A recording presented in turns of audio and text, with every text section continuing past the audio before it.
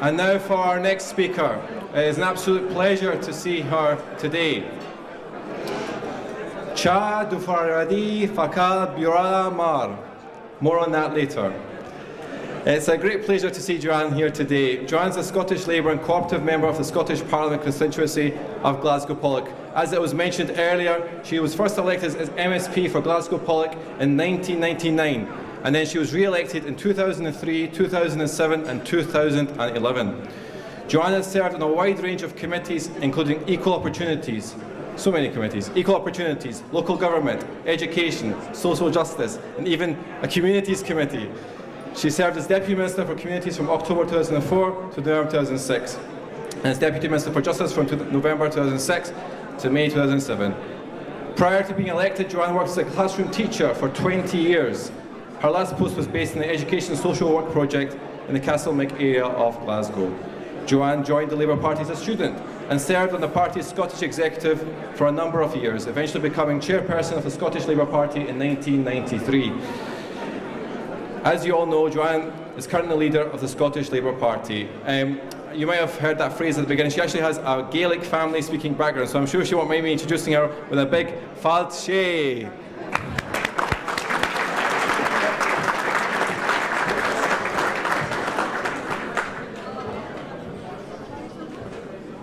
Ciad míle fáilte, 100,000 welcomes in the language of my forebears. It is wonderful to be here. It's wonderful to be with you here tonight. Friends, peace be with you. It's a great honour to be here with our distinguished speakers, and it was a great privilege to hear Ayatollah Araki speak so powerfully and give us so many things to think about. And indeed, it's not often that you come to a dinner and also are educated, and I feel tonight a great privilege to have been educated in the speeches that we heard. Is a real honour for me on behalf of the Scottish Labour Party to thank you for the opportunity to speak. And can I, in opening, thank Mr Assam Mohammed for his very kind words in introduction of me. It was very much appreciated. This, of course, is a wonderful event. What greater aspiration could any of us have than to seek peace and unity? And can I assure you that I, along with my deputy, Anas Sarwar, will do everything that we can to make sure that the Scottish Labour Party works across the Muslim communities and beyond to seek those great aspirations of peace and unity. Earlier today, I had the privilege of being at an event in some ways very different from this one, but actually at its heart very, very similar. I was at a celebration of the Iona community, its 75th anniversary. An Iona community is a coming together of the Christian faith, committed to an ecumenical expression of their beliefs, determined to reach out beyond their own faith to people of all faiths and no faith, to celebrate that which brings us together rather than to talk only of the things that separate us. And there, as here tonight, that most powerful message about the importance of people of faith expressing their views, expressing their beliefs, but understanding too not just what makes us different, not just understanding and celebrating that diversity, but recognising across all faiths and none the most powerful message of our common humanity. And when we come together and share our ideas and beliefs, how then can we fear each other?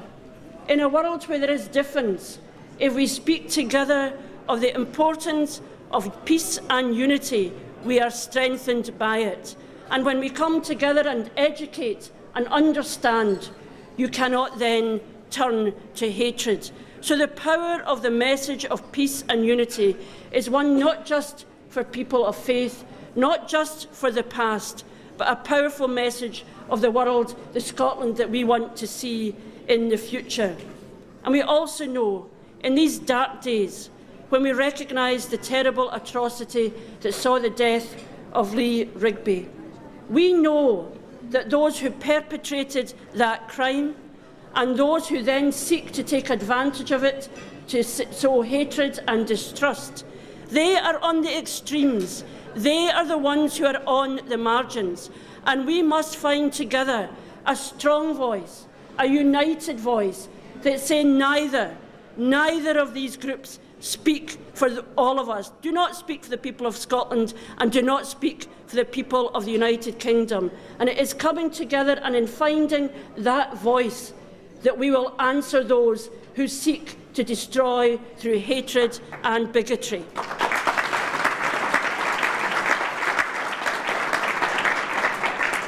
We find those voices in celebrating our difference and recognising what brings us together.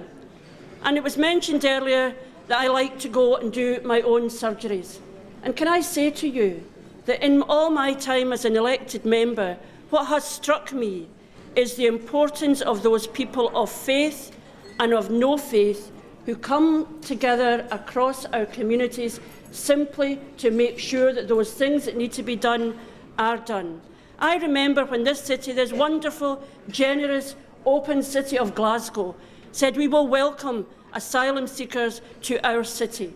And it was the people of faith, of church, of mosque, who initially came together and said, what can we do to help? How do we make our city a welcoming one? And that message of our communities understanding what can be done, not just by politicians, but by being literally good neighbours, makes our city a great one and makes our country a great one too. Now, we all know that in the coming period, Scotland has a big decision to make. In September of 2014, we will decide whether we want to stay in the United Kingdom or to leave. And I know there will be people in this room who have very different views on what Scotland's future might be constitutionally. But we also know that the day after that election or that referendum, we must come together again and make sure that Scotland is an open and welcoming place. And I say this to you, no matter what the constitutional decision we make, the questions, the big questions that matter to us all will still remain. How do we tackle racism? How do we ensure religious tolerance? How do we create equality of opportunity? How do we make sure that all of our young people achieve their full potential? And we will not answer those questions if we believe that somehow within Scotland there are not those who hate equality and desire us to be divided. So while we celebrate our Scottishness and our values of openness and diversity, we recognise the importance too of vigilance and an importance of ensuring we are never complacent. Equality, freedom, a desire to come together in common humanity are values that we yearn for and we strive for, and they are never given to us without fighting for them. So my message to you tonight is, celebrate this wonderful occasion of us coming together, understanding the power of peace and unity in the face of those who wish to see only hostility, hatred and destruction. Draw from the energy and goodness and warmth in this place and take it forward to ensure that all of us, wherever we are, remember at our hearts and at our strongest is when we recognise how much we all love each other and how together we can make this city great, this country great, and make sure that future generations will achieve all that they can because they live in a society where all are respected. Thank you.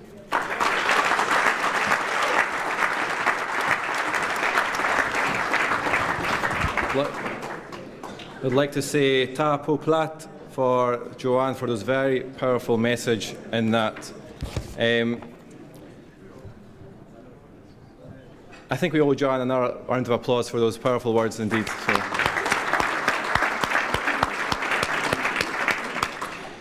It's really important that, as has been mentioned today, that Muslims work alongside other faiths and based communities because there are common beliefs that are shared, namely a sense of the transcendent, spirituality, right and wrong, decency. And at this juncture, I'd like to include a saying from the Prophet Muhammad. All mankind is from Adam and Eve. An Arab has no superiority over a non-Arab. A non-Arab has no superiority over an Arab. And also a white has no superiority over a black, nor a black has any superiority over a white, except by piety and good action. Our next speaker is Sister Isabel Smith, a sister of Notre Dame who studied at Lancaster University at both undergraduate and postgraduate levels. She taught religious studies in what is now the Education Faculty of Glasgow University. She has a particular interest in spirituality and has given experience in giving workshops and seminars on prayers and meditation using her knowledge of both the Christian tradition and that of other faiths. She has been involved with interfaith work for 30 years and has experience in working at both local and national level. She was the founding director and the first CEO of the Scottish Interfaith Council, as was mentioned earlier. At present, she is the Catholic Bishop Associate Secretary for Interfaith Relations, convener of the Scottish Interfaith Council, and honorary lecturer in the Centre for Interfaith Studies at Glasgow University. Please welcome Isabel Smith to the stage.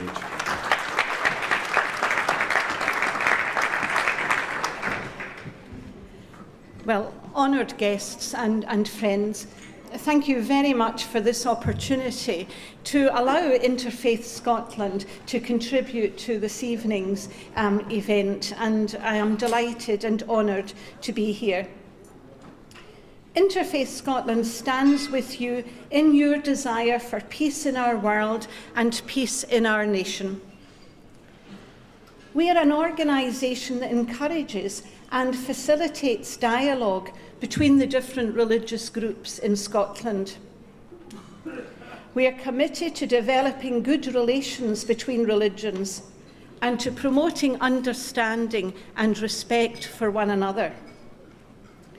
We are committed to unity, but we rejoice in diversity. It is our differences that make us interesting. It is our differences that contribute to the rich tapestry of life, the threads of the tartan, as the First Minister said.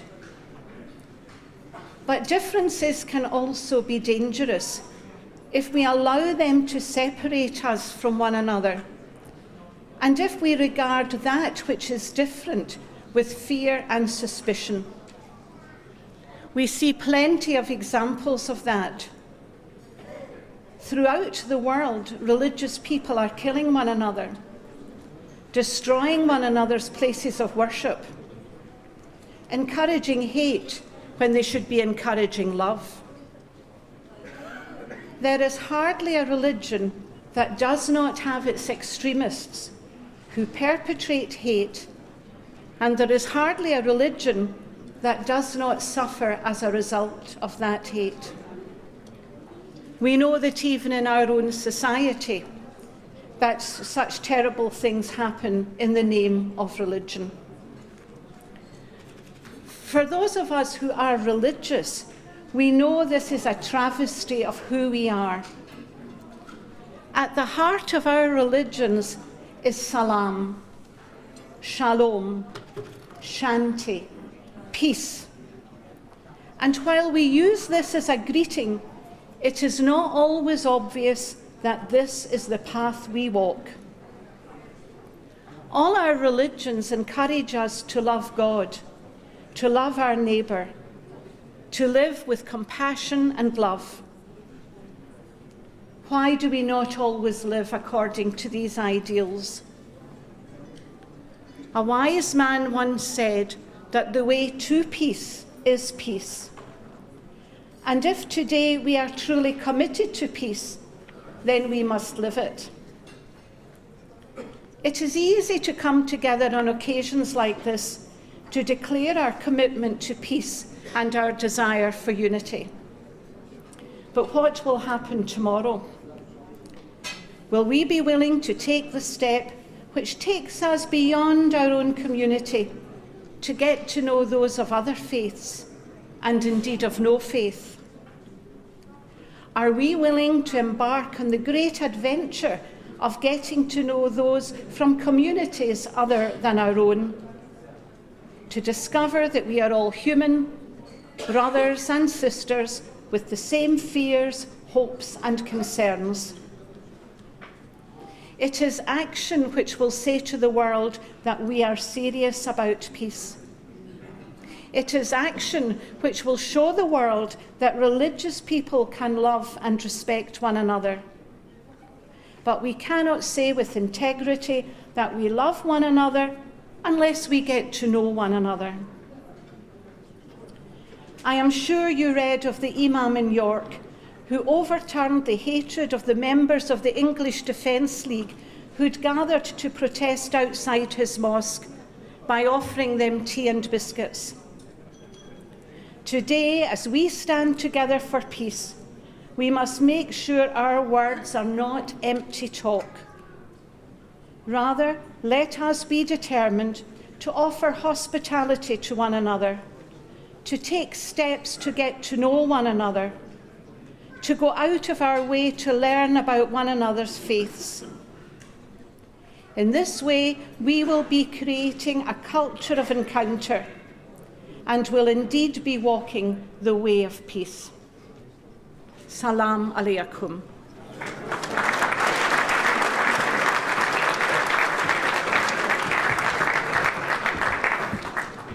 A big thank you there to Sister Isabel there.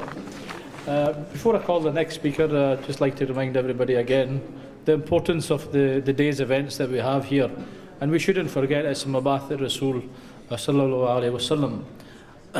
What kind of man was Prophet Muhammad sallallahu alayhi wa sallam?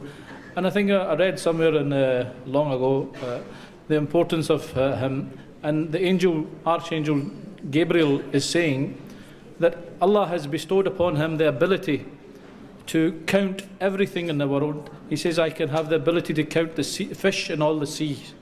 Now you can imagine how difficult that would be, but then he goes one further and he says, I have the ability to count all the grains of sand in your hand. Every single grain I can count. Then he goes on to say, he says, Oh Muhammad, he says, but when somebody gives a blessing to you and says the word peace be upon Muhammad and his progeny, Allahumma salli ala Muhammadin wa ali Muhammad, he says the blessings and the bountiful are so bountiful, he says, I do not have the ability to count them. So for that sake, I would ask you to recite that just now. Allahumma salli ala Muhammadin wa ali Muhammad. The next speaker I will call is a young brother of mine. He's very new to the, not so new, but very learned, beginning his learning school. Is Haider Mahmood. He's a member of Majlis Ulama Shia Europe. He's one of the youngest Shia scholars lecturing in English throughout Scotland and England and across the globe as well. So I'd like to give him a nice hand of applause, please, brother Muhammad.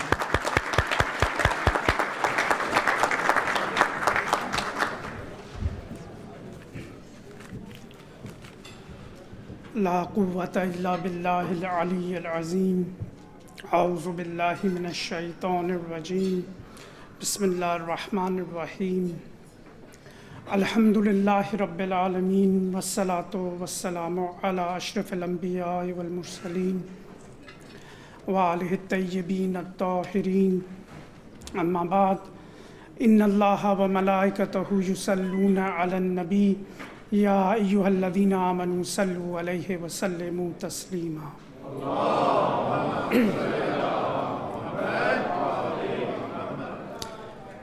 Today is an honor to speak in front of this august gathering. To begin with, I would like to say that living in peace is to live in harmony. Living in harmony with one's own self and others around you. Living in peace is both an outward and an inward process. Outwardly, living in peace is to respect and love others in spite of your background, your culture, your religion, and your political differences. Inwardly, we all need to search our hearts and minds to understand the fear that causes the impulse to violence. For continuing to ignore the rage within, the storm outside will never subside. While we find our own meanings of peaceful existence according to our beliefs and our lifestyles, there are also some very basics underpinning living in peace that cannot be overlooked. For instance, being non-violent, being tolerant, holding moderate views, celebrating a wondrous life. My dear friends, the basics of living peacefully starts by adapting a simple code: think peace before power. Here I'd like to quote a great man, Gandhi, who said, "Power based on love is 1,000 times more effective and permanent than the power gained through threat of punishment," unquote. If we have learned to control other people through threatening behavior, demeanor, or actions, those persons are just responding out of coercion, or not out of respect or care for you. This is not a way to live a peaceful life.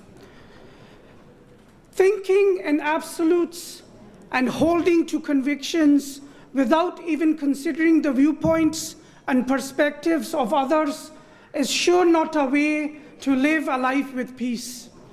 This type of extremist thinking usually leads to reactive, hasty, and driven behavior that lacks the benefit of reflection and deliberative thinking.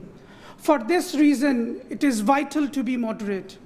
Our absolute convictions, by always being ready to question them and to reflect. We should accept that our beliefs, faith, passions, or opinions are but a part of many other beliefs, passions, and opinions that exist in this world. We have to follow an ethic of moderation that values human dignity and worth. Follow the one true absolute, which is to treat others as you wish to be treated yourself.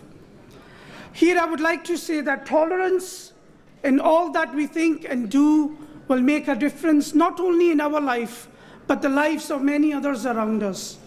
Tolerance for others is about appreciating diversity, the plurality of modern society, and being willing to live and let others to live too. When we fail to tolerate others' beliefs or ways of being, opinions, the end result is only discrimination, repression, dehumanization, and ultimately violence. Practicing tolerance is at heart of any living peaceful society. Such as our multicultural society, tolerance is the key to a peaceful life. I would like to quote Mr. Gandhi again, who said, "There are many causes that I am prepared to die for, but there is no cause which I am prepared to kill," unquote. A peaceful person does not use violence against a fellow human. While there is much violence in this world, we should make a choice to not let death and killing be a part of our philosophy of life. Whenever a person aims to try to convince you that violence is okay, stick to your beliefs and politely disagree. Realize that some people may try to goad you by insisting that you're undermining people who are in a situation of conflict. But you know that is not true. That is a skewed vision that values conflict, which leaves many people dead, orphaned, or homeless. The former United Nations Commissioner for Human Rights, Mary Robinson, says, "My experience of conflict is that those who are involved in it long for even a day of peace, to have a day of cessation of violence, and that to me is an idea whose time has come," unquote.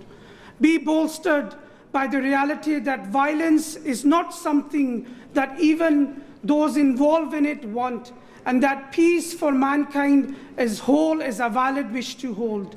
To be peaceful is to be able to act with compassion towards different beliefs and cultures, as everybody deserves to know how compassion works.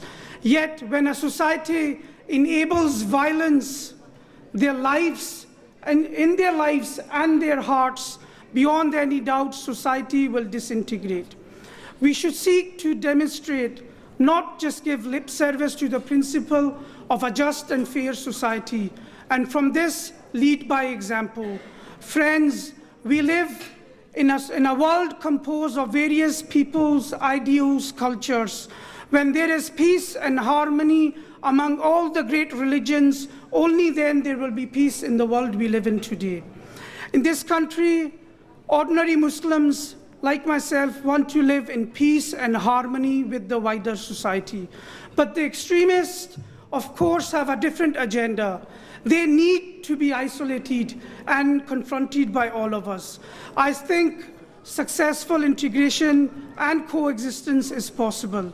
Both Islam and British society share many common values, such as empowerment of people through education, tolerance, justice, creativity, and equality. The ideological challenge of terrorism and threat from those who promote it should be curbed. In doing so, we must be clear the ideology of extremism and terrorism is the problem. Legitimate religious beliefs surely is not. The main aim should be to prevent people from becoming drawn towards terrorism and ensure that they are given appropriate advice and support. There should be a successful multi-agency channel program which identifies and supports for people at risk of radicalization and to win the confidence of all those delusioned young Muslims. The entire society has to be involved. The youngsters who feel they have been rejected by society and have created a feeling amongst themselves that they are no longer unloved by the society. Only if we work together can we eradicate this, as the whole environment has been made vulnerable to recruiters.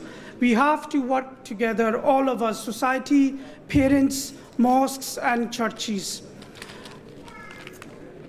I find it befitting to mention that so many Muslims choose to live in the Western countries indicate that they share common values.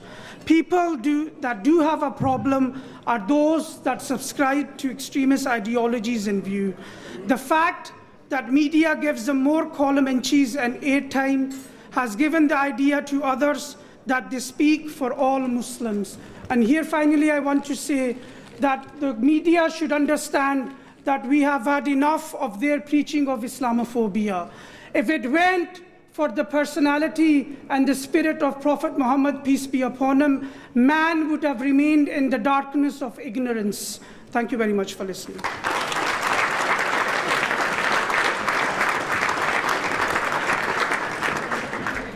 Thank you very much, Sheikhna. And on to our next guest, and again, our privilege to have him here today. Willie Rennie MSP was a Member of Parliament for Dunfermline and West Fife between 2006 and 2010. He grew up in Strathmiglo, where his family ran this village shop and still live today. His grandfather was a local minister and his mother was a secretary of the local community association. Willie went to college in Paisley and before his election worked for a small communications firm, helping advise the Royal Society of Chemistry and Asthma. While a student, he was deputy president of the student union, and after graduating with a degree in biology, went on to work in party in Cornwall. Willie was the chief executive of the Scottish Liberal Democrats and the party's chief of staff of the Scottish Parliament between 1997 and 2001. When in Parliament, he was a member of the House of Commons Defence Select Committee and Shadow Defence Minister and Chairman of the Lib Dems Campaigns and Communications Committee. Now, some info as usual. Expect high achievement, proactive, nature, consistent.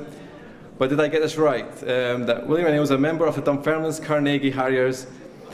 Willie Rennie was actually runner-up in the coal carrying championships held in Kelty. Second. What happened? That's pretty cool stuff, I have to say, for that. Oh, tough crowd, okay.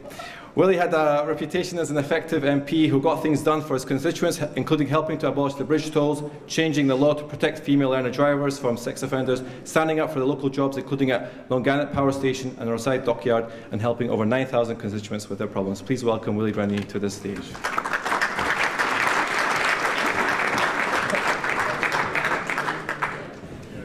I must change that CV.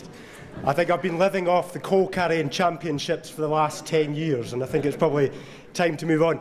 Thank you very much for that introduction. My grandfather, as my friend just said, was the minister in my local community, Peter Cowan.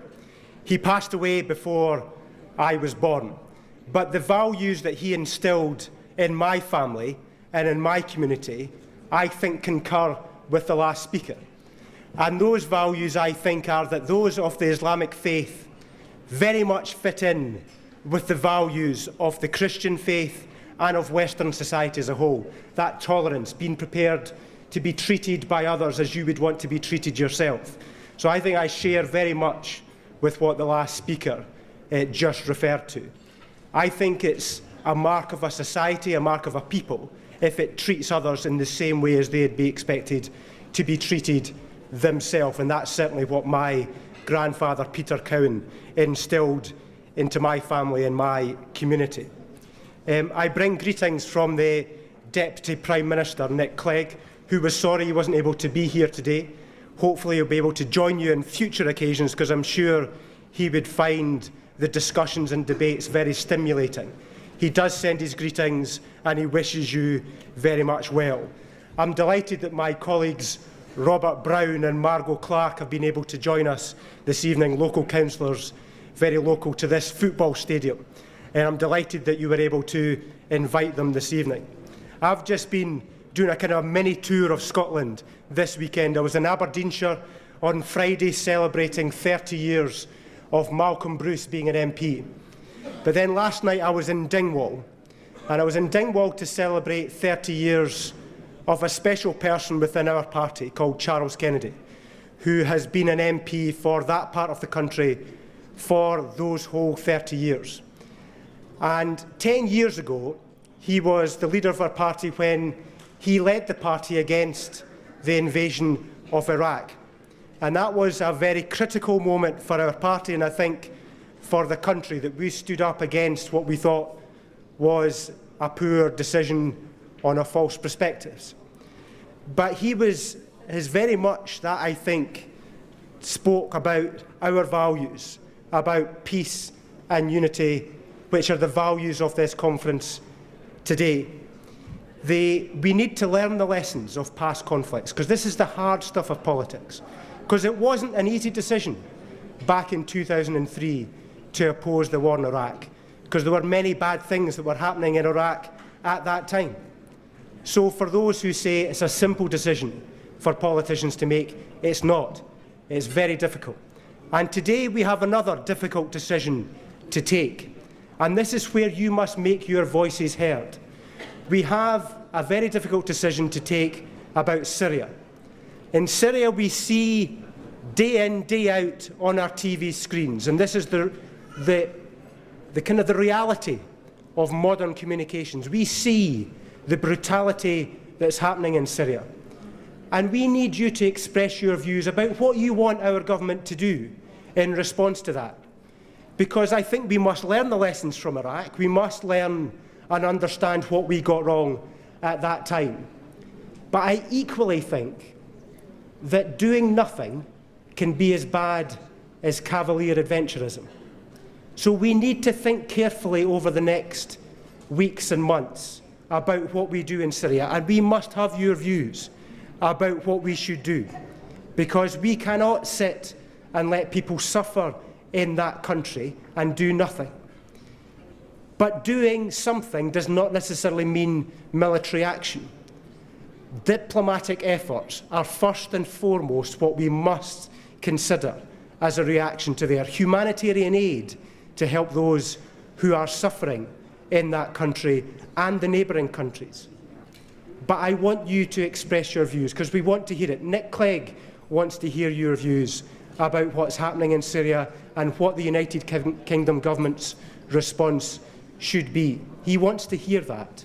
They have not made up their mind what they will do. The decision about potentially lifting the embargo from the European Union does not mean that we will arm the rebels. It does not mean that.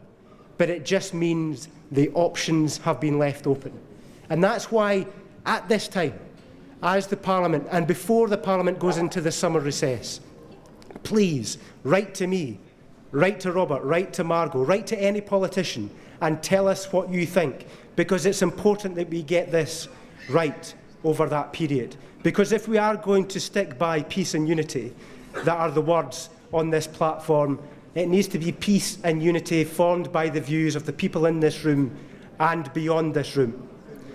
I too was encouraged by when Isabel said about the mosque in York who brought out tea and biscuits. They didn't put up the barricades, which might have been the reaction of many facing the EDL, the English Defence League.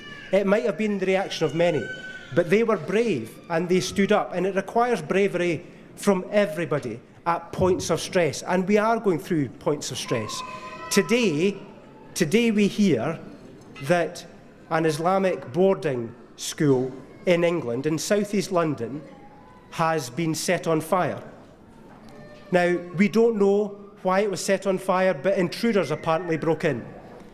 Now, these are the times that we must stick together, and that's why I was so delighted by the reaction of the mosque leaders in York, because, again, going back to the comments from earlier on, we treat others as we would like them to treat us. And it was really interesting, after they brought out mugs of tea, that they were prepared, the English Defence League, to engage in a discussion. And they found that, bizarrely, they had some things in common.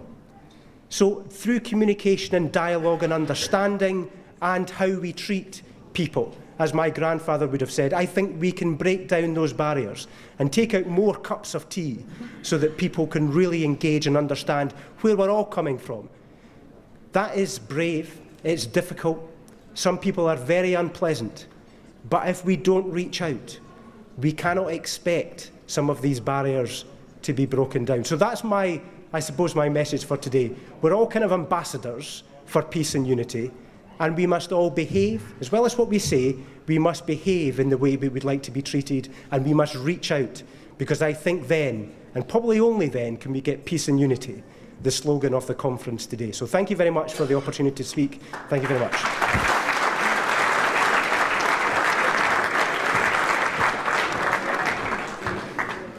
Okay, before we call the next speaker, a quick word for, I think, one of a plug for our sponsors.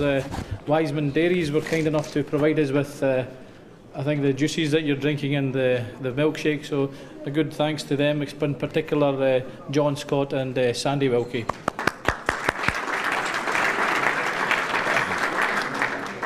The next speaker I will call is he's the commander of 51 Scottish Brigade, whose headquarters are based in Stirling. He's responsible for all the army troops based in Scotland. He's also responsible for the delivery of the firm base for all 30,000 MOD personnel, sponsored uniformed personnel from across all three services, i.e. Royal Navy, Army and Royal Air Force, that are based in Scotland, be they regular reservists or cadets. He also provides assistance to over 400,000 veterans living in Scotland. Can I ask Brigadier Paul Harkness, MBE, to come to the stage, please? Thank you.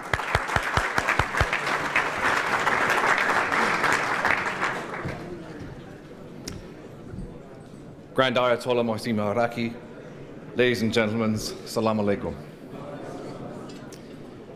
Thank you for this opportunity to address you this evening. I stand before you as a professional soldier who has devoted his career to the defence of democracy. The freedom of speech, the freedom of worship, and the right to lawful activity is a privilege that few on this planet genuinely enjoy. I have been to far too many countries where such rights do not exist, and I can assure you that it is not a state of affairs that I'd wish upon anyone. That is why I have dedicated my life to protecting and preserving those rights, both here and in Britain, and for communities and nations around the world. I also stand before you tonight as your friend. Not only am I and my colleagues prepared to defend our country's democratic system, we are also prepared to defend the rights of everyone in this country. We make no distinction between faith, colour, or ethnic origin. Our oath of allegiance is to uphold the law and to do right to all peoples without fear or prejudice, affection or ill will. If called upon, we will willingly defend your faith and your right to worship for we are your army as well and serve you as we serve the rest of the nation and the communities of this country.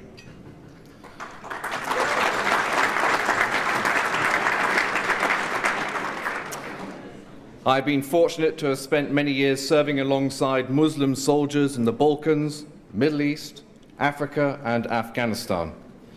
As an army, we know and respect your cultures and faith, happily adapting ourselves to accommodate cultural and religious differences so that we can stand shoulder to shoulder against those who would seek to destroy all that both of us, both our cultures, would seek to destroy. We have many Muslim soldiers serving in the British Army, but we would wish that there were more of them. It is only by being multicultural and representative of our nation that we become much stronger and a more effective army. However, if there's one thing that 25 years as a soldier has taught me, it is that ignorance is the enemy of us all. There is no religion worthy of its name that condones murder and actively encourages its followers to persecute others. I have read the Holy Quran, albeit, I admit, in English translation.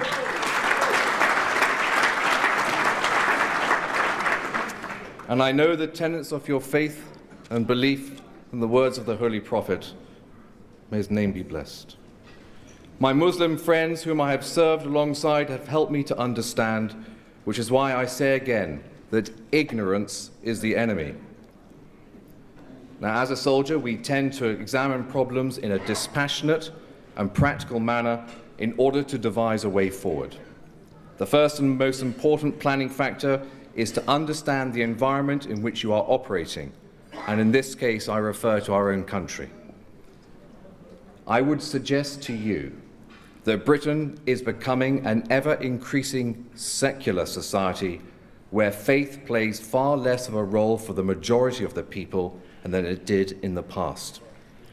To those who don't understand you or Islam, your devotion to your faith and the way in which you live your lives is an alien concept that they simply can't comprehend, as they themselves have such a tenuous belief in their own faith.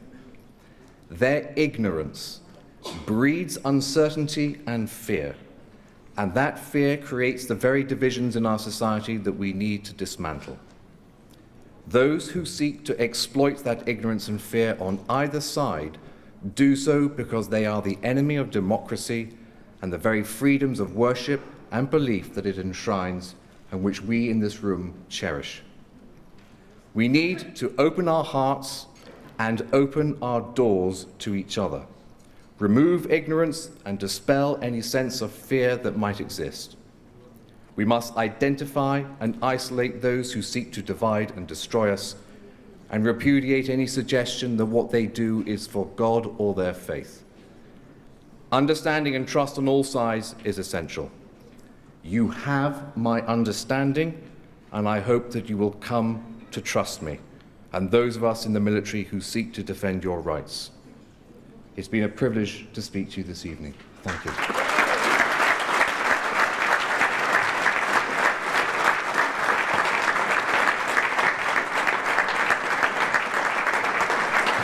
Very big thank you to Paul. Okay, we're starting to round up proceedings today, and we have a statement on behalf of the Ahl Bayt Alliance of Scotland to be read out by Dr. Jamil Khafaji. Again, qualifications galore, BSc, MSc, PhD, postgraduate diplomas, Dean of Institute of Applied Technology, consultant at the Iraqi Business Council, Principal of Technological Studies, and so on. So please welcome Dr. Jamil Khafaji to the stage.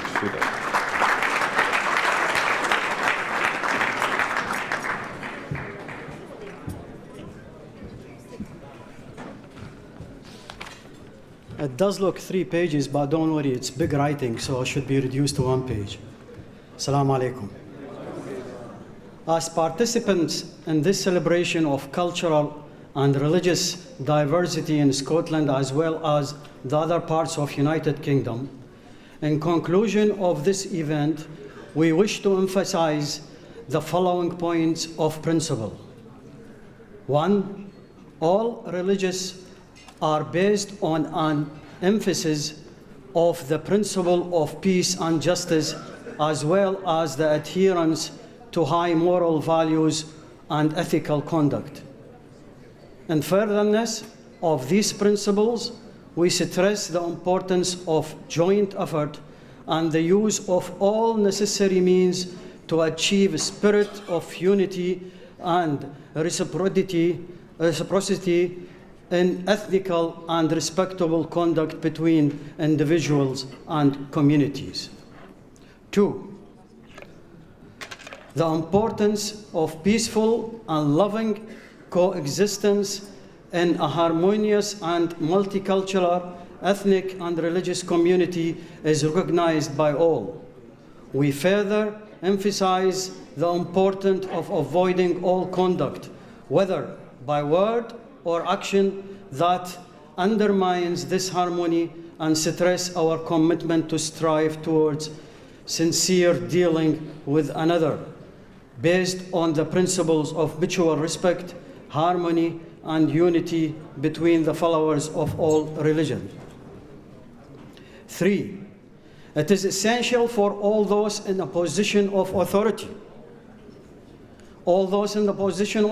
to take all necessary measures that encourage and protect the freedom of religion, and in doing so, the right of the followers of all religious denominations are to be protected through the enchantment of suitable legislation, as well as the enforcement of its enforcement.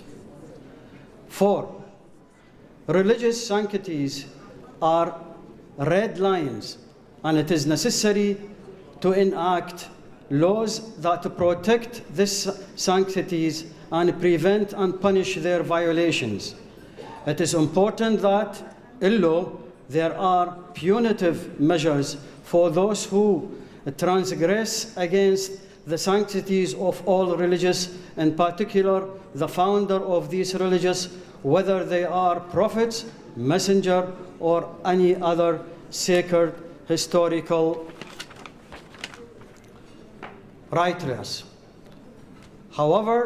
Moreover, it is essential to have a meaningful deterrence to prevent and disintegration and desecration of the sacred text of all religions in a manner designated to cause offense or distress. 5. Whilst we recognize the important and pivotal role that freedom of expression plays in a free, democratic, and pluralistic society, that right must not be abused maliciously or for the purpose of attacking the sacred symbols of other cultures and religions. We all recognize the merits and the benefit of civilized and critical debate. However, we must also reject scrutinies, abuse, masquerading as debate. 6. The scrutiny and the freedoms of religion beliefs is one of the most sacred rights in any society. They cannot guarantee, in the absence of prohibitive legal mechanism that prevent various attacks against these rights. To guarantee peaceful coexistence in a unified and harmonious multicultural society, laws which protect religious belief and practices specific to all religion need to be enacted without any discrimination or distinction between them. 7. Islam. Islam means peace, and any interpretation of Islam that distorts image of Islam by promoting violence and hatred with the society is not from Islam.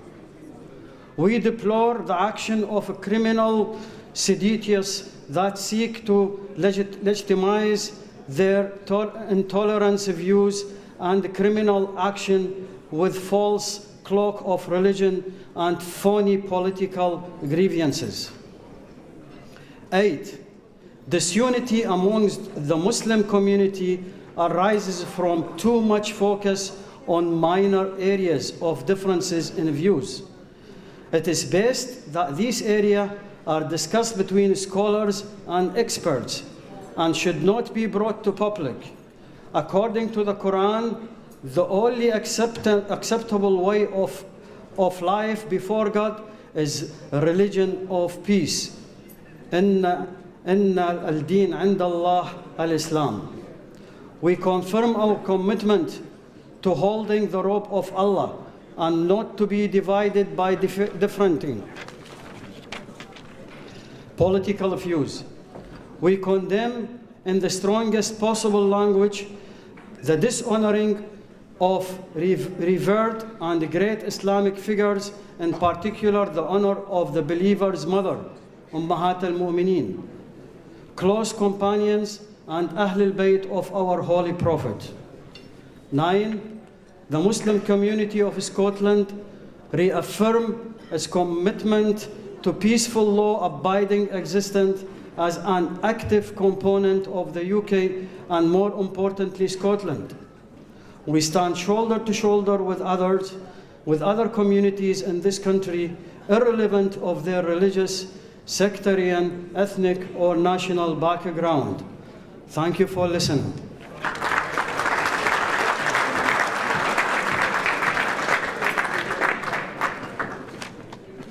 Now, before we wind up today's evening's events, just a couple of more things. First of all, again, I'd like to give a big round of applause to Babylon, who has been one of our major backers for this evening. Brother Jalal there was very helpful and donated a number of items, be that drink or other items as well. So I think he's somewhere here, I don't know, I can't see him. But a big thank you to him. Now, the last speaker for the evening, you'll be glad to know, is we're at that stage now. He's been an ardent activist for all the Shia Muslims of Scotland. He's been a tireless worker. And I'll just say that in today's events, he has worked, of all of us organisers, he's been sweating, he's been running around, not just today, but for over the last 2-3 weeks, along with my other brother as well. He has been a major input in today's networking, calling the politicians one by one and ensuring that we had a full house tonight. Secondly, I'm also proud to call him my big brother, and that's just not just because of his large frame. Brothers and sisters, I give you Brother Shabir Beg.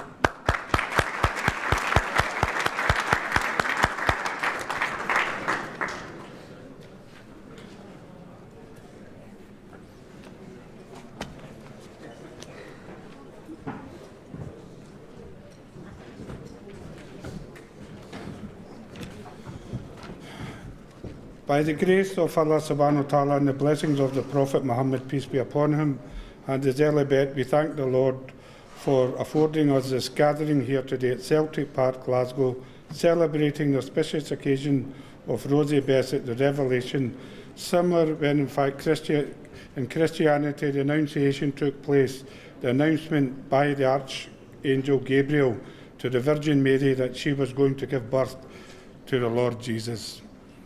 Before going on to the formal part of finishing tonight's event, I would personally like to reflect on the year 2012-2013. The Olympics taking place in our nation, Scotland, played a major part in the success of these games, and more to celebrating our monarch's Diamond Jubilee. What a proud moment for us Scottish Muslims and British Muslims to acknowledge. And we look forward to the Duke of Rothesay becoming a grandfather. The Duke of Rothesay is the Prince of Wales, who don't know, the Prince of Wales. Looking forward, actually, a lot of the speakers tonight have said 2014, the Commonwealth Games, First Minister mentioned that. And Joanne, she mentioned 2014 for the referendum. Very important for Scottish and British Muslims, whatever you want to call yourself, to participate and with your actual soul and conscience, go right down to the depths why we should or shouldn't be independent or stay together. It's an important period in our country's history, and I hope the Muslim communities of Britain, and especially here in Scotland, because that's where we stay, do their bit. Right Honourable, distinguished guests, ladies and gentlemen, it is now my privilege and pleasure to afford a vote of thanks and appreciation to tonight's speakers and participants who made the night that is of peace, unity and harmony. May I first thank the First Minister and his office for affording us the massive attention he gave in making sure that our First Minister came here tonight. So a thanks to the First Minister and his organising team in the Parliament. A thanks also to, which I should have said first actually, is to our Ayatollah for supporting us, and to the Early Bet Alliance of Scotland for organising this occasion. Our thanks to our Lord Provost, to Maulana Rehan Ahmed, to our Deputy First Minister, to Dr Salamti, to Saad Sabri, to Joanne Lamont, to Sister Isabel Smith, to Maulana Heder, to Willie Rennie, to Brigadier Paul Harkins, Maulana Said Naqshbandi, Dr Jamil Khalifa, and to all of the people who helped in making this night important for us. An acknowledgement by Ruth Davison. Unfortunately, she couldn't come, so she was definitely very, very interested in coming tonight, and I wouldn't be surprised if our Prime Minister Cameron comes here next year. A thanks also to Police Scotland for participating. A thanks to John Dagan, spokesman for the Roman Catholic Church. At short notice, there was a bishops' gathering in Oban, and John just binned it and came here. To the organisers, to the Chinese and Italian communities who made the effort just to see a new experience here with our Muslim communities. And I'm tired now, and if I've forgotten anybody, I apologise. And thanks very much, everybody, and have a safe journey home, and we'll see you soon.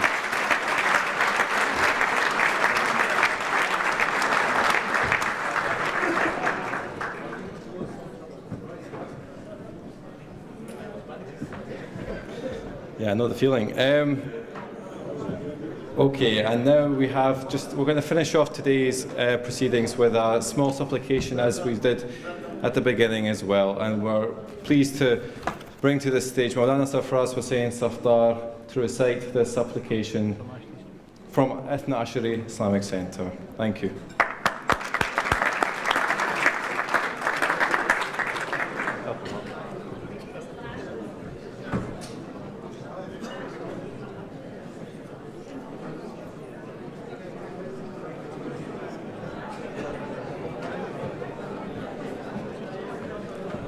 I don't take your time, I just pray in the supplication, and it will be in Arabic or Urdu.